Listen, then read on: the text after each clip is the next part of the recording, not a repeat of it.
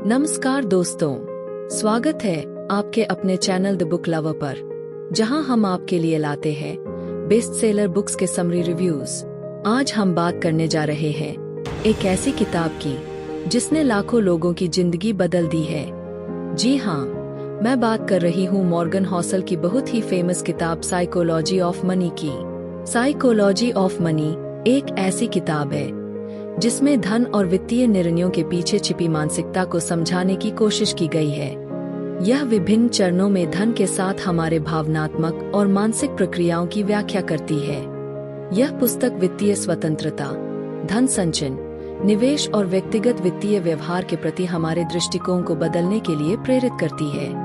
इस किताब में कथानक और उदाहरणों के माध्यम से यह बताया गया है कि इन मानसिक पहलुओं को समझने से बेहतर वित्तीय परिणाम और दीर्घकालिक धन निर्माण हो सकता है। इसके माध्यम से यह संदेश दिया गया है कि व्यवहार, धैर्य और तर्क से व्यक्तिगत वित्त के जटिलताओं को संवारा जा सकता है। तो चलिए बिना देर किए शुरू करते हैं और जानते हैं कि कैसे आप भी अपनी वित्तीय निर्णयों को सुधार कर अपने जीवन को बेहतर बना सकते हैं। वीडियो को अंत तक देखें और अगर आपको हमारा वीडियो पसंद आए तो लाइक करें, शेयर करें और चैनल को सब्सक्राइब करना न भूलें। आइए शुरू करते हैं। परिचय, इंट्रोडक्शन। साइकोलॉजी ऑफ मनी मनोवैज्ञानिक दृष्टिकोण से धन के महत्वपूर्ण पहलुओं पर ध्यान केंद्रित करती है।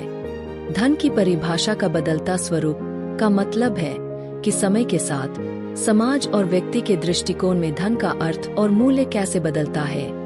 यह अध्ययन इस बात पर जोर देता है कि धन केवल भौतिक संपत्ति नहीं है, बल्कि यह एक मानसिक और भावनात्मक अवधारणा भी है।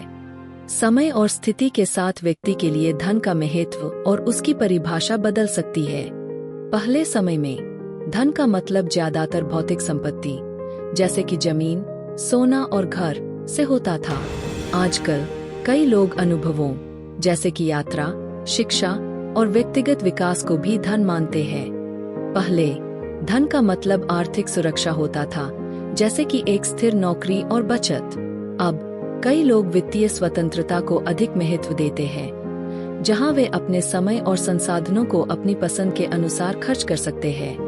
पहले धन का मतलब समाज में उच्च स्थिति से होता था। आजकल कई लोग मानसिक संतुलन, खुशी और संतोष को भी धन का महत्वपूर्ण हिस्सा मानते हैं। पहले के समय में व्यक्तिगत संपत्ति का महत्व था। आज लोग साझा संसाधनों और सामुदायिक समर्थन को भी धन का एक महत्वपूर्ण भाग मानते हैं। उदाहरण के लिए, एक मजबूत सामाजिक नेटवर्क और मित्रता भी एक प्रकार की संपत्ति हो सकती है। इस प्रकार धन की परिभाषा का बदलता स्वरूप यह दर्शाता है कि समय के साथ व्यक्ति और समाज के दृष्टिकोण में धन का अर्थ कैसे बदलता है। यह परिवर्तन मानसिकता, अनुभव, आर्थिक स्थिति और सामाजिक परिवेश के अनुसार होता है। इसका मुख्य उद्देश्य यह समझना है कि हमारी वित्तीय निर्णयों को हमारे मानसिक और भावनात्मक स्थितियों को कैसे प्रभावित करते हैं। धन की परिभाषा हर व्यक्ति के लिए अलग होती है। एक व्यक्ति के लिए धन उच्च आय और लक्ष्यों की पूर्ति हो सकता है, जबकि दूसरे के लिए यह अच्छा स्वास्थ्य और परिवार के साथ समय बिताने की स्वतंत्रता हो सकता है। कई लोग धन के प्राप्ति के बाद अपेक्षाओं के अनुसार जीवन में अधिक तनाव और दबाव महसूस करते हैं। धन के असामान्य प्रभाव को समझने के लिए यह महत्वपूर्ण है कि हम अपनी धन संबंधी भावनाओं को कैसे पहचानते हैं और उनसे कैसे निपटते हैं। वित्तीय निर्णयों पर मानसिक स्थितियों का कैसा प्रभाव पड़ता है। उदाहरण के रूप में, भविष्य की निर्माण में दीर्घकालिक ध्यान की अभाव में लाभ और नुकसान का समय विचार करना आवश्यक है। भाग्य और जोखिम, लक एंड रिस्क। धन के प्राप्ति और धन संचयन में भाग्य और जोखिम की भूमिका की व्याख्या की गई है। यह अध्ययन यह समझाता है कि निवेश के दौरान जोखिम को कैसे समझा और प्रबंधित किया जाता है। यह दर्शाता है कि जोखिम हमेशा नुकसान का कारण नहीं होता, बल्कि इसे सही तरीके से समझने और प्रबंधित करने से लाभ भी प्राप्त हो सकता है। निवेश में जोखिम को समझना और संतुलित करना महत्वपूर्ण है, ताकि वित्तीय लक्ष्यों को प्राप्त किया जा सके। यह अध्याय दिखाता है कि अक्सर धन सफलता और असफलता में अनियमितता और अप्रत्याशितता की कितनी महत्वपूर्ण भूमिका होती है। कई बार लोग अपेक्षाएं और योजनाओं के बिना ही धनी बन जाते हैं, जो उनके जीवन में अचानक परिवर्तन ला सकता है। इस तरह की स्थितियों में भाग्य का महत्व बढ़ जाता है। निवेशकों को सलाह दी जाती है कि वे अपने पोर्टफोलियो में विविधता रखें। उदाहरण के लिए, केवल एक ही प्रकार के स्टॉक में निवेश करने की बजाय विभिन्न उद्योगों और परिसंपत्ति वर्गों में निवेश करें। यह जोखिम को कम करने में मदद करता है, क्योंकि एक क्षेत्र में नुकसान दूसरे क्षेत्र में लाभ से संतुलित हो सकता है। निवेश करने में लिए जोखिम की जरूरत होती है, जैसे कि बाजार के अनियमितता और अप्रत्याशित घटनाएं। यह अध्याय बताता है कि निवेशकों को कैसे इन जोखिमों का सामना करना चाहिए। धन संचयन में स्थिरता की कितनी महत्वपूर्ण भूमिका होती है। धीरज और नियमितता से निवेश करने से लंबी अवधि में वित्तीय सफलता प्राप्त की जा सकती है। लंबी अवधि के निवेश में जोखिम को कम करने की संभावना होती है। उदाहरण के लिए, स्टॉक मार्केट में अल्पकालिक उतार चढ़ाव हो सकते हैं, लेकिन ऐतिहासिक रूप से देखा गया है कि लंबी अवधि में स्टॉक मार्केट ने अच्छा रिटर्न दिया है। प्रत्येक निवेशक की जोखिम सहनशीलता अलग होती है। कुछ लोग अधिक जोखिम लेने को तैयार होते हैं और उच्च रिटर्न की उम्मीद करते हैं, जबकि अन्य लोग कम जोखिम लेना पसंद करते हैं। उदाहरण के लिए, युवा निवेशक आमतौर पर अधिक जोखिम लेने को तैयार होते हैं, क्योंकि उनके पास खोने की स्थिति में इसे पुनः प्राप्त करने का समय होता है, जबकि सेवानिवृत्ति के निकट व्यक्ति अधिक सुरक्षित निवेश विकल्प चुन सकते हैं। निवेशकों को सलाह दी जाती है कि वे एक आपातकालीन फंड बनाएं जो 3 से 6 महीने के खर्चों को कवर कर सके। यह फंड अचानक आने वाले वित्तीय संकटों के दौरान वित्तीय सुरक्षा प्रदान करता है और निवेशों को बिना समय से पहले बेचने की जरूरत से बचाता है। कभी भी पर्याप्त नहीं, नेवर इनफ। इस अध्याय में धन और संपत्ति के बारे में कभी भी पर्याप्त नहीं होने की मानसिकता पर चर्चा की गई है। यह अध्याय यह समझाने का प्रयास करता है कि धन और संपत्ति की अपेक्षाएं और उम्मीदें अक्सर व्यक्तिगत और वित्तीय वास्तविकता से बढ़ती है। यह अध्ययन यह समझाता है कि कैसे वित्तीय संयम और संतुष्टि एक स्वस्थ और संतुलित वित्तीय जीवन जीने में मदद करते हैं। संयम का अर्थ है अपनी इच्छाओं और खर्चों को नियंत्रित करना, जबकि संतुष्टि का मतलब है अपने पास जो कुछ है उसमें खुशी और संतोष महसूस करना। यह अध्ययन दर्शाता है कि वित्तीय संयम और संतुष्टि व्यक्ति की वित्तीय सुरक्षा और मानसिक शांति के लिए महत्वपूर्ण है। धन और संपत्ति की अपेक्षाएं अक्सर अनिश्चितता और अप्रत्याशित परिणामों के लिए जिम्मेदार हो सकती है। यह व्यक्तिगत और व्यावसायिक जीवन में अस्थिरता का कारण बन सकती है। संयम का एक प्रमुख उदाहरण बजट बनाना और उसके अनुसार खर्च करना है। उदाहरण के लिए, यदि एक व्यक्ति महीने में एक निश्चित राशि बचत के लिए अलग रखता है और बाकी का खर्च अपने बजट के अनुसार करता है, तो वह वित्तीय अनुशासन और संयम का पालन करता है। वित्तीय संयम का एक अन्य उदाहरण यह है कि व्यक्ति अपनी आवश्यकताओं और इच्छाओं के बीच अंतर करता है। उदाहरण के लिए, एक नया मोबाइल फोन खरीदने की इच्छा हो सकती है, लेकिन यदि वर्तमान फोन ठीक काम कर रहा है तो इसे न खरीदना और पैसा बचाना संयम का प्रदर्शन है। संतुष्टि का एक उदाहरण यह है कि व्यक्ति अपने वित्तीय लक्ष्यों को प्राप्त करने पर खुशी महसूस करता है। उदाहरण के लिए, यदि कोई व्यक्ति अपनी पहली कार खरीदने के लिए वर्षों तक बचत करता है और अंततः उसे खरीदने में सफल होता है, तो यह संतुष्टि का क्षण होता है। संतुष्टि का एक और उदाहरण यह है कि व्यक्ति छोटी छोटी खुशियों में संतोष महसूस करता है, जैसे कि दोस्तों के साथ समय बिताना, प्रकृति में सैर करना या किसी पुस्तक को पढ़ना। यह मानसिक शांति और संतुष्टि प्रदान करता है, जो वित्तीय खुशियों से भी महत्वपूर्ण हो सकता है। संयम और संतुष्टि का संयोजन दीर्घकालिक वित्तीय स्थिरता के लिए महत्वपूर्ण है। उदाहरण के लिए, एक व्यक्ति जो अपने भविष्य की वित्तीय सुरक्षा के लिए वर्तमान में संयम रखता है और दीर्घकालिक निवेश करता है, वह भविष्य में संतुष्टि और मानसिक शांति का अनुभव करेगा। परस्पर रुचि और संयुक्त ब्याज, इंटरेस्ट एंड कंपाउंड इंटरेस्ट। यह अध्याय यह समझाता है कि ब्याज के संयुक्त प्रभाव कैसे दीर्घकालिक वित्तीय वृद्धि के लिए महत्वपूर्ण होता है। धीरज और नियमित निवेश कैसे लंबी अवधि में संयुक्त ब्याज के माध्यम से वित्तीय सफलता प्राप्त कर सकते हैं। वित्तीय समर्थन का अर्थ है कि एक व्यक्ति या परिवार के वित्तीय लक्ष्यों को प्राप्त करने और वित्तीय संकटों से निपटने में सहायता प्रदान करना। यह समर्थन परिवार, दोस्तों, सरकारी योजनाओं या वित्तीय संस्थानों के माध्यम से प्राप्त हो सकता है। वित्तीय समर्थन की भूमिका महत्वपूर्ण होती है क्योंकि यह व्यक्ति की आर्थिक स्थिरता और सुरक्षा को बनाए रखने में मदद करता है। कई लोग अपने परिवार के सदस्यों से वित्तीय सहायता प्राप्त करते हैं। उदाहरण के लिए, एक युवा छात्र अपनी उच्च शिक्षा के लिए अपने माता-पिता से आर्थिक सहायता प्राप्त कर सकता है। इसी तरह, किसी आपातकालीन स्थिति में परिवार के सदस्य एक दूसरे की मदद कर सकते हैं। दोस्तों से उधार लेना भी वित्तीय समर्थन का एक तरीका है। उदाहरण के लिए, अगर किसी व्यक्ति को अचानक मेडिकल खर्च का सामना करना पड़ता है, तो वह अपने दोस्तों से उधार लेकर इस स्थिति से निपट सकता है। सरकार द्वारा चलाई जा रही विभिन्न योजनाएं भी वित्तीय समर्थन का हिस्सा होती है। उदाहरण के लिए, प्रधानमंत्री जन धन योजना, किसान सम्मान निधि और पेंशन योजनाएं आदि। ये योजनाएं आर्थिक रूप से कमजोर वर्गों को वित्तीय सहायता प्रदान करती है। बैंक और अन्य वित्तीय संस्थाएं विभिन्न प्रकार के लोन, क्रेडिट कार्ड और अन्य वित्तीय उत्पादों के माध्यम से समर्थन प्रदान करती है। उदाहरण के लिए, एक व्यक्ति अपने घर की खरीद के लिए होम लोन ले सकता है या अपने व्यवसाय के विस्तार के लिए बिजनेस लोन प्राप्त कर सकता है। सामुदायिक सहायता समूह या स्वयं सहायता समूह भी वित्तीय समर्थन का महत्वपूर्ण स्रोत होते हैं।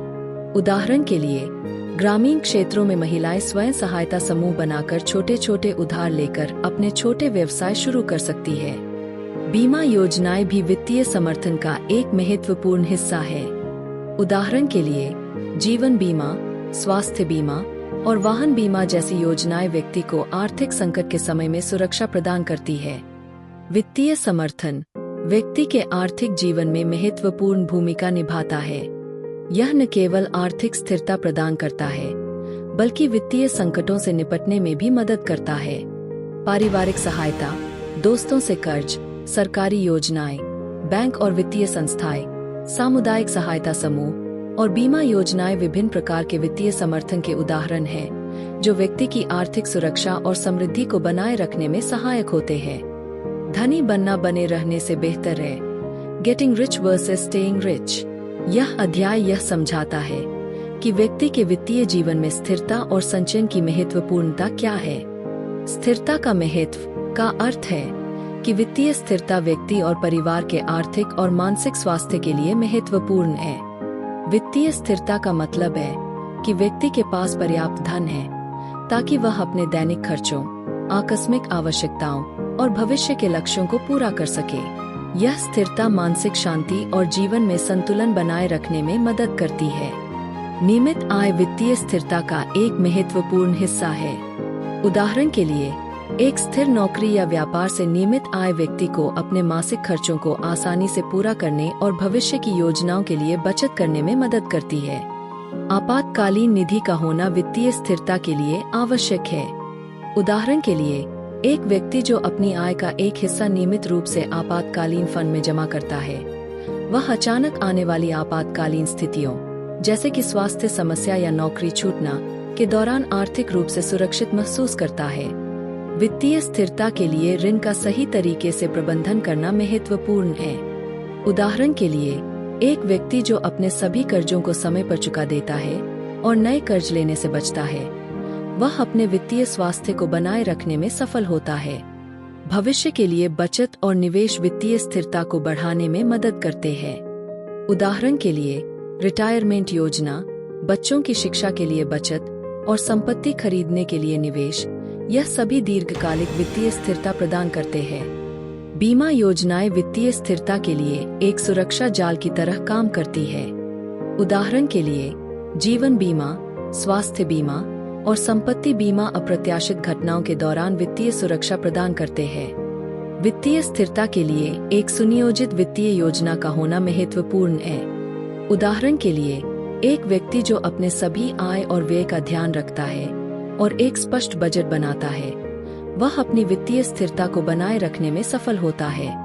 स्थिरता का महत्व यह दर्शाता है कि वित्तीय स्थिरता न केवल आर्थिक रूप से बल्कि मानसिक रूप से भी व्यक्ति के जीवन में संतुलन और शांति लाती है। नियमित आय आपातकालीन निधि, ऋण प्रबंधन, लंबी अवधि की बचत और निवेश, बीमा कवर और वित्तीय योजना, ये सभी वित्तीय स्थिरता के महत्वपूर्ण पहलू हैं। वित्तीय स्थिरता से व्यक्ति आत्मनिर्भरता, मानसिक शांति और भविष्य की सुरक्षा का अनुभव करता है, जिससे उसका जीवन संतुलित और खुशहाल बनता है। स्वतंत्रता, फ्रीडम, साइकोलॉजी ऑफ मनी में स्वतंत्रता की महत्वपूर्ण भूमिका है। यह अध्ययन दिखाता है कि व्यक्तियों की वित्तीय स्वतंत्रता कैसे उनकी वित्तीय निर्णयों में महत्वपूर्ण भूमिका निभाती है। स्वतंत्रता व्यक्ति को अपने वित्तीय लक्ष्यों को प्राप्त करने के लिए आत्मनिर्भर बनाती है और उसे अपने वित्तीय चुनौतियों का सामना करने में मदद करती है। एक व्यक्ति जो अपने वित्तीय लक्ष्यों को साधने के लिए स्वतंत्रता का पालन करता है, उसे अपने निवेशों और व्यय में स्वतंत्रता होती है। उदाहरण के रूप में, एक व्यक्ति जो निवेश के लिए स्वतंत्रता से निर्णय लेता है, वह अपने वित्तीय लक्ष्यों को प्राप्त करने में सफल हो सकता है। व्यक्ति के वित्तीय दृष्टिकोण उसकी वित्तीय स्वतंत्रता को प्रभावित कर सकता है। उदाहरण के रूप में, एक व्यक्ति जो अपने वित्तीय दृष्टिकोण में सकारात्मकता बनाए रखता है, वह वित्तीय चुनौतियों के सामने सफलता प्राप्त करने में सक्षम होता है। व्यापारिक स्तर पर भी स्वतंत्रता यह मानने में मदद करती है कि कैसे एक उद्यमी अपने व्यवसाय में निवेश करने के लिए स्वतंत्र निर्णय लेता है। उदाहरण के रूप में, एक व्यापारी जो स्वतंत्रता से अपने व्यवसाय में निवेश का निर्णय लेता है, वह अपने व्यवसाय को सफल बनाने में सक्षम हो सकता है। वित्तीय स्वतंत्रता का एक महत्वपूर्ण पहलू है ऋण मुक्त जीवन जीना। उदाहरण के लिए, एक व्यक्ति जिसने अपने सभी ऋण चुका दिए हैं और कोई क्रेडिट कार्ड कर्ज नहीं है, वह वित्तीय स्वतंत्रता का अनुभव कर सकता है। वित्तीय स्वतंत्रता तब प्राप्त होती है जब व्यक्ति की आय केवल उसके काम से नहीं बल्कि उसके निवेश से भी आती है। उदाहरण के लिए, शेयर बाजार, रियल एस्टेट या म्यूचुअल फंड में निवेश से मिलने वाली आय व्यक्ति को काम करने की आवश्यकता के बिना भी आय प्रदान कर सकती है। वित्तीय स्वतंत्रता का एक और उदाहरण है कि व्यक्ति के पास पर्याप्त आपातकालीन निधि हो। उदाहरण के लिए, एक व्यक्ति जिसके पास 6 महीने या उससे अधिक के खर्चों को कवर करने के लिए बचत है, वह अप्रत्याशित वित्तीय समस्याओं का सामना करने के लिए तैयार होता है। मन इन द कार पैराडॉक्स। मन इन द कार पैराडॉक्स का अर्थ है कि व्यक्तियों के मानसिक मानवता में उनके वित्तीय निर्णयों के प्रति अवसादित समझने में पारदर्शी दृष्टिकोण की जरूरत है। यह उन्हें वित्तीय निर्णयों के प्रति सही समझने में मदद करता है और उनके वित्तीय स्वास्थ्य को सुधारने में सहायक होता है। यह पैराडॉक्स उदाहरण देता है कि कई लोग वित्तीय निर्णय लेने में अनुशासित नहीं होते, जैसे कि वे ऋण लेने या बचत करने के बारे में सही निर्णय लेने में सक्षम नहीं होते हैं।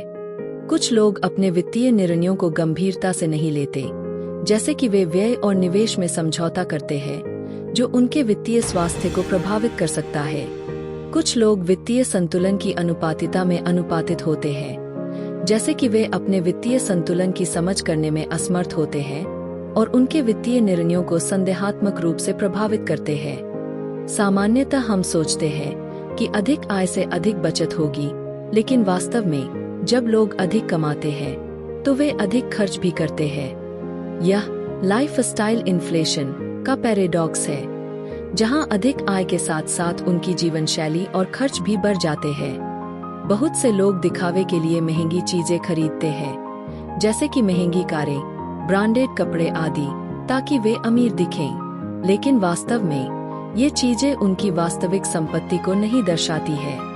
ऐसे लोग अधिकतर कर्ज में डूबे होते हैं, जबकि जिनके पास सच्ची संपत्ति होती है, वे साधारण जीवन जीते हैं। निवेश के मामले में हम सोचते हैं कि अधिक जोखिम लेने से अधिक रिटर्न मिलेगा, लेकिन अक्सर जोखिम भरे निवेश ज्यादा नुकसान भी कर सकते हैं। दूसरी ओर, सुरक्षित निवेश जैसे कि बॉन्ड्स या फिक्स्ड डिपॉजिट्स लंबे समय में स्थिर और अच्छे रिटर्न दे सकते हैं। लॉटरी जीतना कई लोगों का सपना होता है, लेकिन वास्तव में लॉटरी जीतने वाले अधिकांश लोग कुछ ही सालों में अपने धन को खो देते हैं। यह पैराडॉक्स दिखाता है कि अचानक से अधिक धन प्राप्त होने के बाद भी लोग उसे सही से संभाल नहीं पाते। जो लोग साधारण और सादगी से भरा जीवन जीते हैं, वे अक्सर अधिक बचत करते हैं और आर्थिक रूप से अधिक सुरक्षित होते हैं। दूसरी ओर, जो लोग भव्य जीवन जीते हैं, वे अधिक खर्च करते हैं और कम बचत करते हैं। धन वह है जो आप नहीं देखते। Wealth is what you don't see. यह अध्याय यह समझाता है कि वास्तविक संपत्ति वह होती है जिसे आप नहीं देख सकते। यह उन चीजों से संबंधित है जो दिखावे के परे है, जैसे कि बचत, निवेश और वित्तीय सुरक्षा। अक्सर लोग दिखावटी चीजों को धन का प्रतीक मानते हैं, लेकिन असली संपत्ति वह होती है जो आपकी वित्तीय सुरक्षा और भविष्य की स्थिरता को सुनिश्चित करती है। एक व्यक्ति जो अपने निवेशों को छिपा कर रखता है और संपत्ति के वित्तीय स्थिति को गोपनीय रखता है, वह अपने धन की प्रबंधन में सकारात्मकता बनाए रख सकता है। एक व्यक्ति जो अपनी आय का एक बड़ा हिस्सा नियमित रूप से बचत और निवेश में लगाता है, वह दिखावे में साधारण जीवन जी सकता है, लेकिन उसकी वास्तविक संपत्ति अधिक होती है। वह आर्थिक संकट के समय में सुरक्षित रहता है और अपने भविष्य के लक्ष्यों को प्राप्त करने के लिए तैयार होता है। दूसरा उदाहरण के लिए, दो लोग समान आय अर्जित करते हैं। एक व्यक्ति अपनी आय का बड़ा हिस्सा महंगी कारें, ब्रांडेड कपड़े और अन्य लग्जरी वस्तुओं पर खर्च करता है, जबकि दूसरा व्यक्ति अपनी आय का बड़ा हिस्सा बचत और निवेश में लगाता है। पहले व्यक्ति के पास दिखावटी संपत्ति होती है, जबकि दूसरे व्यक्ति के पास वास्तविक संपत्ति होती है जो उसे वित्तीय सुरक्षा प्रदान करती है। एक व्यक्ति जिसने अपने जीवन में लगातार बचत और निवेश किया है, वह अब वित्तीय स्वतंत्रता का आनंद ले सकता है। उसे काम करने की आवश्यकता नहीं है और वह अपनी पसंद के काम कर सकता है। यह स्वतंत्रता और सुरक्षा उसकी असली संपत्ति है, जो बाहर से दिखाई नहीं देती। एक व्यक्ति जो नियमित रूप से अपने रिटायरमेंट फंड में योगदान करता है, वह वर्तमान में साधारण जीवन जी सकता है, लेकिन उसकी वास्तविक संपत्ति उसके रिटायरमेंट फंड में होती है। यह उसे वृद्धावस्था में आर्थिक सुरक्षा प्रदान करेगा। धन को वित्तीय संपत्ति के रूप में नहीं, बल्कि व्यक्ति के सामाजिक संबंधों और संबंधों के माध्यम से भी माना जा सकता है, जैसे कि वह समाज के लिए समाज को प्रदान करता है। Wealth is what you don't see यह दर्शाता है कि असली संपत्ति वह होती है जिसे आप नहीं देख सकते। यह बचत, निवेश, वित्तीय सुरक्षा, आपातकालीन निधि और दीर्घकालिक वित्तीय योजनाओं में होती है। असली संपत्ति बाहरी दिखावे से परे होती है और व्यक्ति की वित्तीय स्थिरता और सुरक्षा का आधार होती है। इसे समझना और इसे प्राथमिकता देना एक स्वस्थ और स्थिर वित्तीय जीवन जीने के लिए महत्वपूर्ण है। Reasonable, rational. कभी कभी व्यक्तियों के वित्तीय निर्णय और व्यवहार में अनुशासित और तर्कसंगत होने के बजाय समझदारी और सामाजिक मानकों का महत्व होता है। इसका मतलब है कि वित्तीय निर्णय लेने में समझदार और समाज में स्वीकृत मानकों का पालन करना अक्सर रणनीतिक निर्णय लेने से अधिक फायदेमंद हो सकता है। व्यक्ति जो अपने व्यक्तिगत वित्तीय निर्णयों में समझदारी का पालन करता है, वह अपने वित्तीय स्वास्थ्य को सुरक्षित रखने में सक्षम होता है, भले ही वह ऐसा करने में कुछ कमी करे। व्यापारिक स्तर पर एक कंपनी जो समाज में स्वीकृत मानकों का पालन करती है और विश्वसनीयता को ध्यान में रखती है, वह अपने व्यवसाय में सफल होने में सक्षम हो सकती है, भले ही वह ऐसा करते समय कुछ तर्कसंगत निर्णयों से हटे। व्यक्ति या संगठन जो समाज में उचितता और न्यायिकता का पालन करता है, वह अपने समाज में सम्मान प्राप्त कर सकता है, भले ही उसके निर्णय कुछ मामलों में रणनीतिक नहीं हों। सरप्राइज। अचानक वित्तीय घटनाओं और निर्णयों का कैसे व्यक्ति के धन संबंधी विचारों और व्यवहार पर प्रभाव पड़ सकता है। इसमें वित्तीय अपेक्षाएं, अनुभवों और प्रत्याशाएं का भी महत्वपूर्ण योगदान होता है। एक व्यक्ति जो अचानक बड़ी धनराशि जीतता है, उसके वित्तीय सोच और व्यवहार में परिवर्तन आ सकता है। वह अपनी धन संबंधी योजनाओं में अचानक बदलाव कर सकता है। व्यक्ति जो अचानक वित्तीय संकट का सामना करता है, उसकी वित्तीय सोच में अचानक उतार चढ़ाव आ सकता है और वह अपने निवेश और खर्च के प्रति नए दृष्टिकोण से देख सकता है। एक व्यक्ति जो अचानक वित्तीय सफलता का अनुभव करता है, उसे अपनी धन संबंधी दृष्टिकोण और योजनाओं में नई दिशा और नया उत्साह मिल सकता है। गलती के लिए जगह, रूम फॉर एरर। यह अध्ययन बताता है कि धन संबंधी निर्णयों में कई बार गलती हो सकती है और इन गलतियों के लिए समझदारी रखने की जरूरत होती है। यहाँ व्यक्ति के वित्तीय निर्णयों में कुछ अनुशासन, समर्थन और अनुभव का भी महत्वपूर्ण योगदान होता है। एक निवेशी जो धन को गहरे निवेशों में लगाता है और अचानक वित्तीय बाधाओं का सामना करता है, उसे अपने निवेश योजनाओं में समझदारी और समीक्षा की जरूरत होती है। व्यक्ति जो अपनी व्यय में अत्यधिकता करता है और बजट से बाहर निकलता है, उसे अपने व्यय को नियंत्रित करने और वित्तीय स्थिति को सुधारने की जरूरत होती है। व्यक्ति जो अपनी वित्तीय योजना में गलतियां करता है और अप्रत्याशित स्थितियों का सामना करता है, उसे अपने निर्णयों में समझदारी और स्वीकृति की जरूरत होती है। कुछ भी मुफ्त नहीं है, नथिंग्स फ्री। यह अध्याय यह समझाता है कि जीवन में कोई भी चीज मुफ्त नहीं होती है। हर निर्णय और हर संपत्ति के पीछे एक लागत होती है, चाहे वह स्पष्ट रूप से दिखे या न दिखे। यह लागत समय, प्रयास, अवसर या मानसिक शांति के रूप में हो सकती है। वास्तविकता यह है कि हर चीज की एक कीमत होती है और यह समझना महत्वपूर्ण है कि हम जो कुछ भी प्राप्त करते हैं, उसके बदले में हम कुछ न कुछ छोड़ रहे होते हैं। यदि आप किसी मुफ्त सेवा का उपयोग कर रहे हैं, जैसे कि सोशल मीडिया प्लेटफॉर्म, तो आप वास्तव में अपने समय और व्यक्तिगत डेटा की लागत चुका रहे हैं।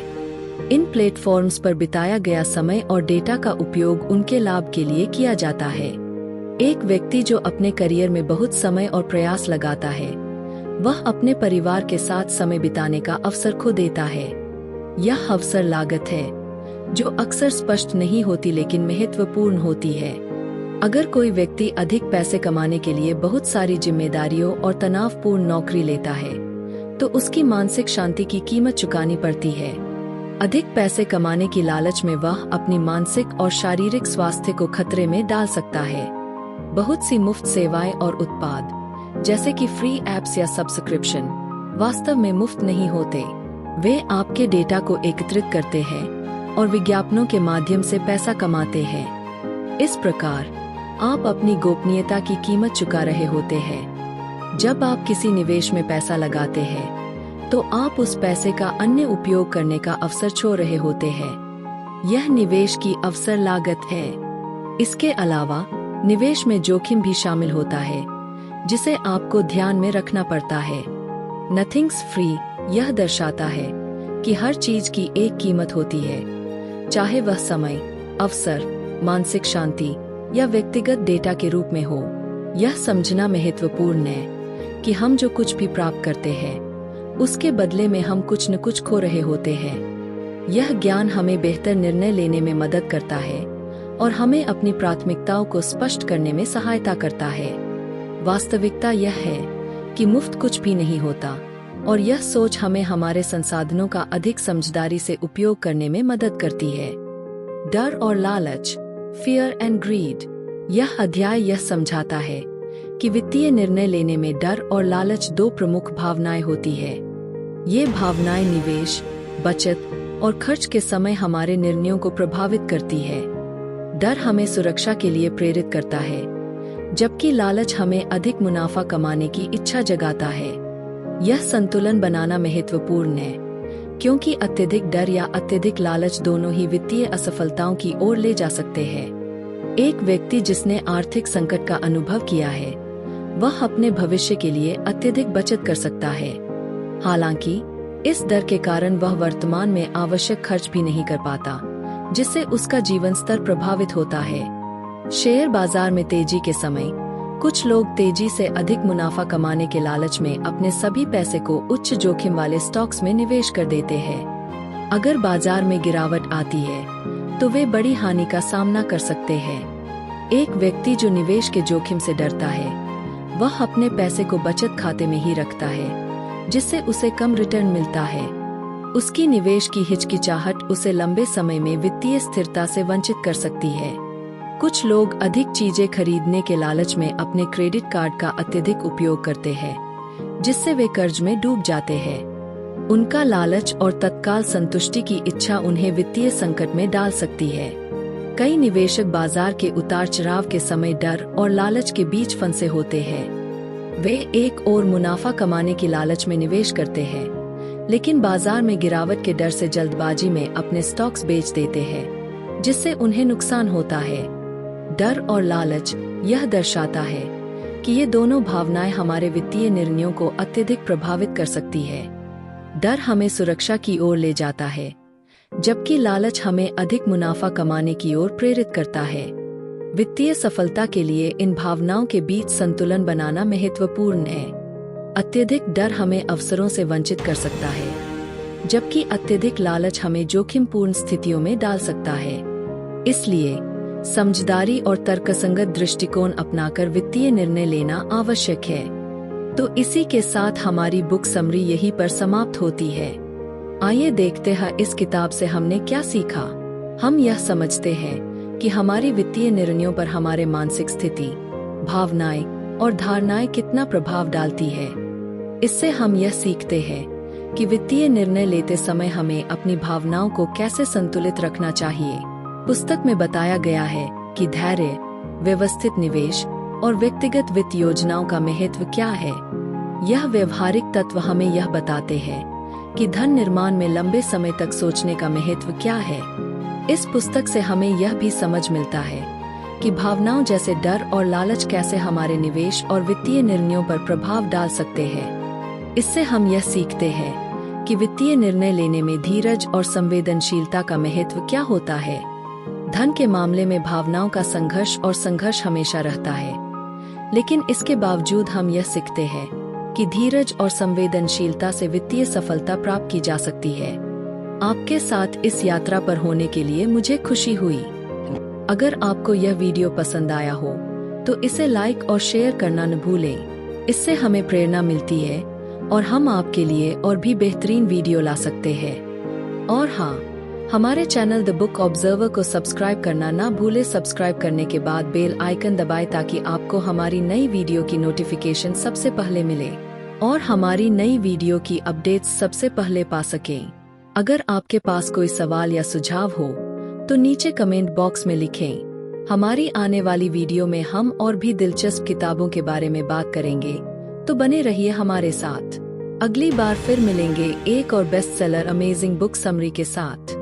तब तक के लिए खुश रहिए, स्वस्थ रहिए और वित्तीय निर्णयों के लिए सकारात्मक सोचते रहिए। धन्यवाद।